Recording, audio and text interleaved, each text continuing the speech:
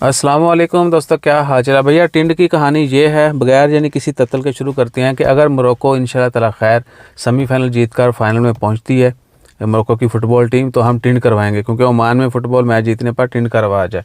सही है जी। तो इंशाल्लाह ताला खैर आपने भी दुआ करनी है और 101% सपोर्ट करनी है मोरक्को को।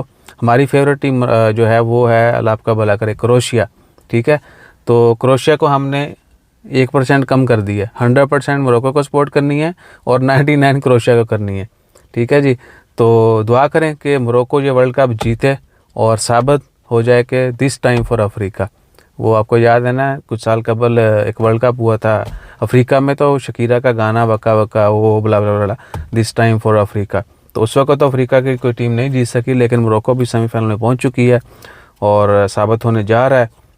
हाँ, अब इस बहस में ना पड़ जाएगा मोरक्को अरब च या अफ्रीका च। ठीक है ना, मोरक्को एक्चुअल में जो है वो अफ्रीकन कंट्री है।